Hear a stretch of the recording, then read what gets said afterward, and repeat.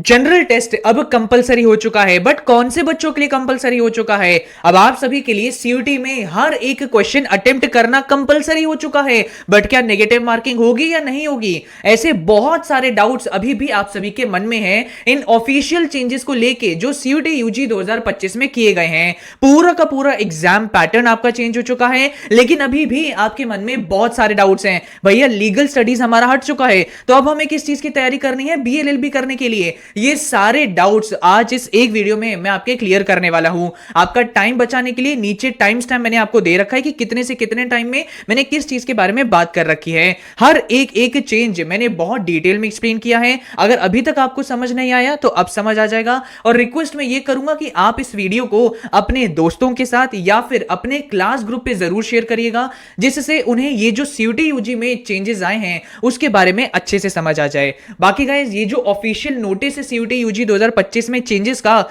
ये मैंने अपने टेलीग्राम ग्रुप पर अपलोड कर दिया है। आप जाके चेकआउट कर सकते हैं इस पूरी पीडीएफ को। नाउ सबसे पहले क्वेश्चन का आंसर कि क्या भैया सीयूटी यूजी 2025 साल में 2 बार कंडक्ट होगा? तो इस नोटिस के पहले पॉइंट में ही मेंशन कर दिया गया है कि ये जो एग्जाम है ये साल में 1 बार ही कंडक्ट किया जाएगा। ये आपका कंफ्यूजन दूर। सेकेंडली भैया सीयूटी यूजी 2025 का मोड क्या होने वाला है हमारे एग्जामिनेशन का? क्या ओएमआर पर हमारा एग्जामिनेशन होगा? The answer is no. आप सभी का सीयूटी यूजी 2025 इस तरीके से सीबीटी मतलब कंप्यूटर बेस्ड टेस्ट के फॉर्म में कराया जाएगा। जैसे जेईई एग्जामिनेशन होता है वैसे ही अब आपका सीयूटी यूजी 2025 का एग्जामिनेशन कंडक्ट होगा।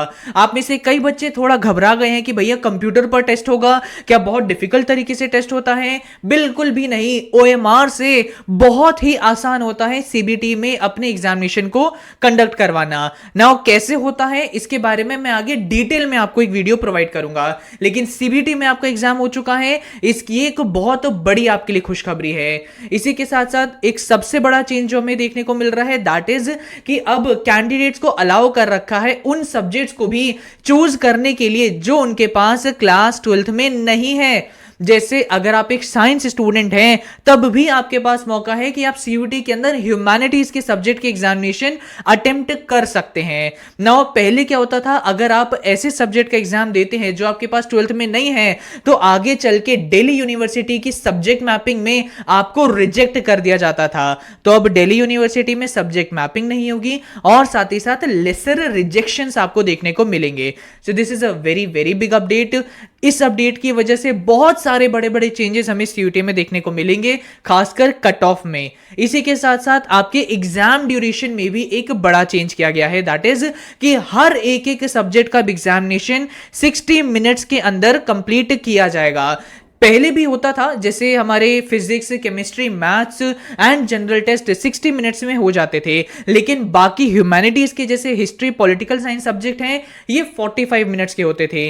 लेकिन अब इस अपडेट के बाद आपके history, pol science, physics, chemistry, general test ये सभी के सभी 60 मिनट्स के कर दिए गए हैं। So this is a very big update and खासकर एक बड़ा बेनिफिट है हमारे ह्यूमैनिटीज स्टूडेंट के लिए। ऑल्सो गाइज, आप सभी से एक छोटी सी रिक्वेस्ट है, हमारे इस प्यारे से चैनल को सब्सक्राइब कर लीजिए। आपका जो न्यू पैटर्न आया है इसके बेसिस पर मैं आपको लेटेस्ट स्ट्रैटेजीज देने वाला हूं कि भैया ये जो कंपलसरी क्वेश्चंस आपके आए हैं इनको कैसे सही तरीके से अटेम्प्ट करना है और नेगेटिव मार्किंग से कैसे बचा जाए। साथ ही साथ आप सभी के लिए न्यू पैटर्न पर बेस्ड मैं कुछ टेस्ट डेवलप कर रहा हूं जो उन बच्चों को प्रोवाइड कर दिया जाएगा जो चैनल को सब्सक्राइब करेंगे। अगेन यार मेहनत कर रहा हूं तो थोड़ा उन स्टूडेंट्स को दूंगा जो हमें सपोर्ट कर रहे हैं, ठीक है? तो टेस्ट आपको मिलने जा रहे हैं न्यू पैटर्न पर बेस्ड, तो सब्सक्राइब करके रख लीजिए कि नोटिफिकेशन आपके पास आएगा, उस पर क्लिक करके आप इन टेस्ट को एक्सेस कर पाएंगे।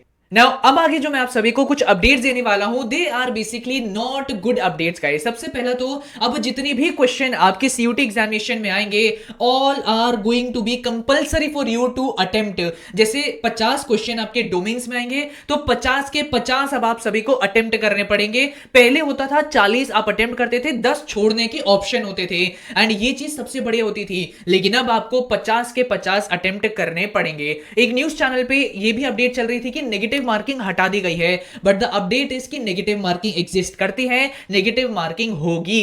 तो ये बहुत बड़ी अपडेट है, सभी क्वेश्चन अब आपके लिए कंपलसरी हैं और साथ ही साथ नेगेटिव मार्किंग भी एग्जिस्ट करेगी।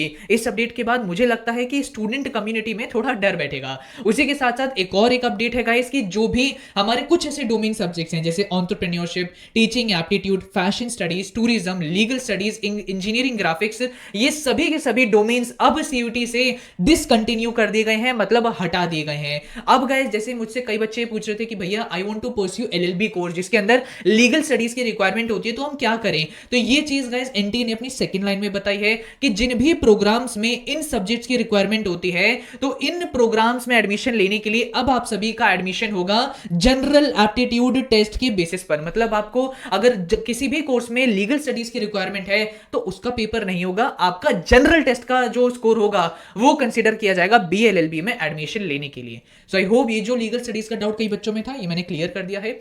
नाउ इतने सारे चेंजेस होने के बाद अब कुछ बड़े चेंजेस हमें यूनिवर्सिटी वाइज देखने को मिलेंगे, जैसे कि अब दिल्ली यूनिवर्सिटी की जो कट ऑफ पिछले 3 साल से 800 में से निकलती है अब 1000 में से निकला करेगी। जैसे कि आप सभी को जैसे 40 क्वेश्चन अटेम्प्ट कर रहे हैं, जो हर क्वेश्चन 5 नंबर का होता है तो 200 का पूरा स्कोर बैठता था, लेकिन अब क्या होगा, आपके 50 क्वेश्चन आपको अटेम्प्ट करने हैं, हर क्वेश्चन 5 नंबर का होगा, तो इसका मतलब एक सब्जेक्ट आपका 250 नंबर का है। और दिल्ली यूनिवर्सिटी में जैसे कि आपको पता है 3 डोमेन्स और एक लैंग्वेज के मार्क्स कंसीडर करे जाते हैं, तो 250 multiplied by 4 is equal to 1000 number.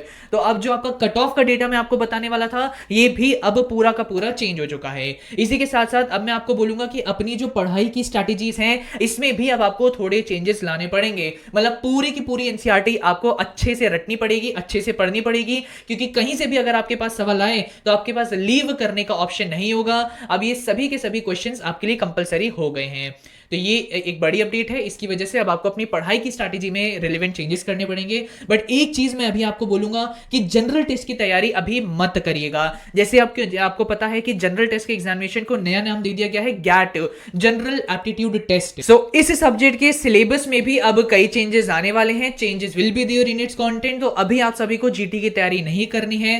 Very high chances कि क्वांटिटेटिव एप्टीट्यूड को ज्यादा वेटेज दे दी जाए कंपेयर टू करंट अफेयर्स ये सब, बट अभी मैं इसके बारे में प्रेडिक्शन नहीं करूंगा। अभी आई थिंक कुछ दिनों के अंदर जनरल टेस्ट का जो भी सिलेबस होगा ये भी आ जाएगा।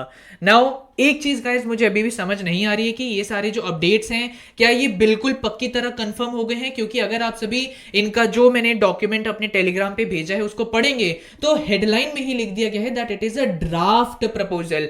एंड जैसे कि आप देख सकते हैं कि ड्राफ्ट प्रपोजल एक फाइनल डॉक्यूमेंट नहीं होता, एक प्रिलिमिनरी वर्जन होता है, अभी तक फाइनलाइज वर्जन नहीं होता है। इसके अंदर आगे चल के बहुत रिविजन्स होते हैं और बहुत अप्रूवल्स की आगे चल के रिक्वायरमेंट होती है। सो अभी भी इन चेंजेस को बिल्कुल पक्का मत समझिएगा। इसके अंदर बहुत चांसेस है कि आगे चल के यूजी एंड पीजी एग्जामिनेशन में कुछ ना कुछ और मॉडिफिकेशंस आपको देखने को मिलेंगे।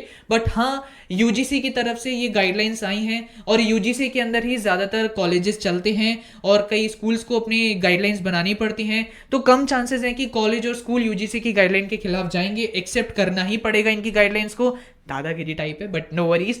सो ड्राफ्ट प्रपोजल है, let's see what happens. But ये सारे अपडेट्स थे गाइस जो आप सभी को देखने को मिले हैं। इन सभी अपडेट से रिलेटेड अगर आपका कोई भी क्वेश्चन हो, let me know in the comment section. आपके हर एक कमेंट का मैं जवाब दूंगा, क्योंकि जब डाउट्स सॉल्व नहीं होते तो आप गलतियां कमिट कर देते हैं जो आगे आपको पछताना पड़ सकता है जिन गलतियों की वजह से। मैं नहीं चाहता हूं कि आपको टाइमली जवाब ना मिले तो आप परेशान हो, इसीलिए मैं कमेंट सेक्शन देखता रहूंगा। कोई भी आपका डाउट होगा पोस्ट कर देना, भेजिए, I am going to be there to help you out.